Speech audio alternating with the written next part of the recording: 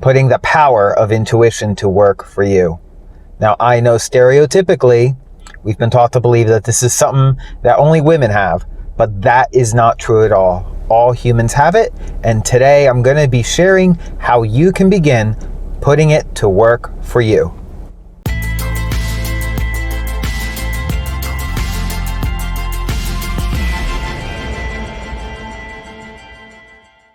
Welcome back. My name is Dom, and I help people to step into their truth and power. Intuition. Can you remember the first time you ever heard about intuition? I can tell you very specifically the first time I heard or learned about it. The earliest memory I seem to have about it, I was in the second grade, around the second grade, and I learned about it from a TV sitcom called Bewitched. Do you remember that show? Samantha, the wife, fell in love with this guy, Darren Stevens, and she married him. And soon after they got married, Darren finds out that Samantha has these supernatural powers, and that with the twitch of her nose, magical things could happen for her. The idea of intuition was really strong in this sitcom because Samantha often leaned into her intuition, into knowing when it was a good time to use her special powers and when it was not. Her mom, Esmeralda, also had the special power, but her intuition wasn't quite as sharp because she often allowed her thoughts and ego to take over. And so she tended to use her special powers to control and manipulate other people. Samantha wasn't like that. Samantha used her intuition more for good, but the premise of the show was often around when she should and when she shouldn't use her special nose-twitching powers. But unlike the show portrayed, intuition isn't just something women have. Men have it too. All people have the ability to connect with it. But we're taught, for some reason, we can't trust it. When being prompted by it, it often asks us to do things that don't often make sense to our logical minds. In fact, I personally don't look at intuition as something magical, but spiritual. I believe, for me, it's actually divine spirit speaking through my heart or the core of my being. And when you practice it regularly, you become really sensitive in being able to discern what's true, at least for you. Relying on my inner spirit and intuition is like what I call having a really good bullshit detector on my side in helping me to make really good life decisions. I seemingly know instantly who I can trust and who I need to be a little more cautious of. But whether you refer to it as your intuition or a divine spirit communicating within you, it is the reason that you actually know more than you think you know. And once you realize how much this takes place, you can begin making better use of the knowledge and abilities that you already possess. And just like Samantha, the challenge is finding that healthy balance between using our critical thinking and following that divine spirit or intuition from within. So today, I'm going to share with you 7 ways that you can begin relying more on your intuition in your general everyday experiences. So number 1, acknowledge the role of intuition.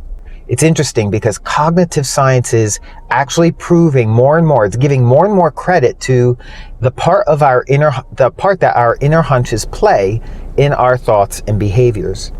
You might mistakenly assume that you're making rational decisions when you're really just operating on autopilot. Just think of it as the times that you've driven home just out of habit, but you were lost in thoughts and feelings about something else. And sometimes those thoughts and feelings are really big things. It's interesting because as I sit here in my car right now, this is exactly what occurred to me when I was driving in an ice storm to get to the hospital when my dad had his heart attack.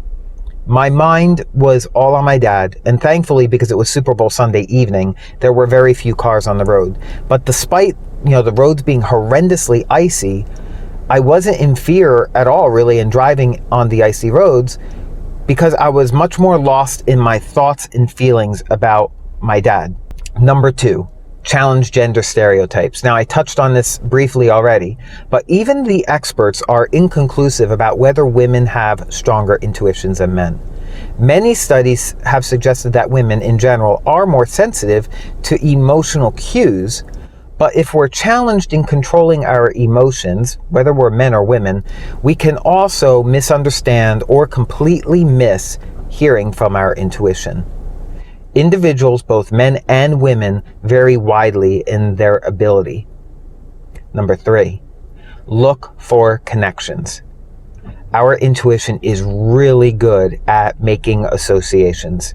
It has the ability to connect and associate relationships to circumstances with experiences with relative ease. Trust the hunch that it's leading you to make. Number 4, train at making snap decisions. Intuition and gut feelings really enable you to respond quickly when necessary.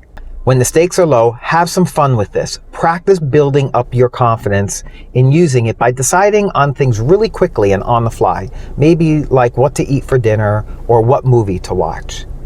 Just have a lot of fun and just begin to notice what happens when you begin following it. Number 5, nurture your sense of curiosity. One thing that I've noticed myself is when I'm in a lot of judgment of others, I have a very difficult time accessing my intuition. Judgment is a resonant and construct of our mind. However, curiosity about others is often the best judge of character. So experiment with putting yourself in someone else's shoes to understand their reasoning for their conduct and their beliefs. Number 6, put your emotions into perspective. We will often exaggerate how much external events will affect us, especially when we're in the hot moment of that experience. So whether you win the lottery or lose the bet, you will likely soon return to being as happy as you were before. So listen to your feelings without getting swept up or carried away by your emotions. Number 7, be realistic about your limitations. It is so freaking tempting to see what you want to see and overlook errors. It really is. So become disciplined about becoming aware of your actions and learning from your mistakes. It takes practice to discern between what is sometimes a thought versus what is your intuition. Thought has a reasoning associated with it, where your energy is of your mind. Intuition really has no reasoning or evidence per se. It's like you have a feeling that you know that you know that you know. It feels like a truth of sorts, but you don't have a lot of hard, concrete facts per se. And this energy comes more from the core of your being. It's more like a hunch. So I'm curious, do you use your divine guidance or intuition frequently? What has been your experience with it? Is it reliable? Share in the comments below, because I'd love to hear about your experience with this. I love talking about this subject matter, so definitely please share below. And if this is something that you would like to sharpen and improve and would like to work with me one-on-one to help you do that, I currently have a couple of spots open to work with people. But because my time to help people one-on-one is really limited, I don't have a lot of time to do that, I don't work with just anybody. So if you would like to be considered for one of those spots, one of those 2 open spots, click on the link I dropped in the comments and description box below. I'll be reviewing the applications over the course of the next several days, and I will reach out to you via email if you are selected. And if this video was helpful to you, please take a moment to pay it forward. Share it online with someone like you who could benefit from receiving this information as well. It is my intention to have this information shared with as many people as possible right now. It's what I believe the world is really needing, and so you'll be helping me do this by sharing it and paying it forward. And lastly, smash that subscribe button and bell to receive my newest videos, as I will be releasing more in the coming days and weeks. Until I get to connect with you again for my next video, stay well, stay healthy, and stay empowered.